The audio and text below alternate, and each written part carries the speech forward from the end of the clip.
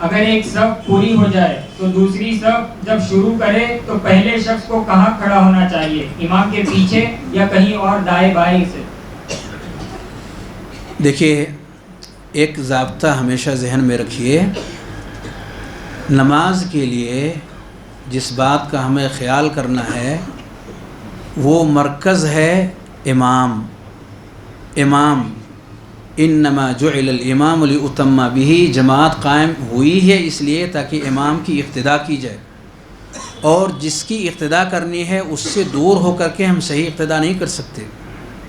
جتنا ہم قریب رہیں گے اسی قدر اچھے طور پر ہم دیکھ بھی سکتے ہیں اور سیکھ بھی سکتے ہیں اور اقتداء بھی کر سکتے ہیں۔ اس لیے امام کے جسٹ پیچھے ہی کھڑے ہونے کی کوشش ہونی چاہیے۔ دائیں اور بائیں کا جو معاملہ ہے یہ اگر اختیار ہو کہ دونوں میں سے کون زیادہ قریب ہے امام کے، اگر دونوں سیم ہے تو پھر دائیں طرف کی فضیلت ہے، اور اگر بایاں امام سے زیادہ قریب ہے تو وہ زیادہ اہم ہے بنسبت دائیں کے۔ اس اعتبار سے جو کہ نبی کریم صلی اللہ علیہ وسلم نے ضابطہ ہمیں دیا ہوا ہے، اس حدیث کی روشنی میں جو بھی میں نے اشارہ دیا۔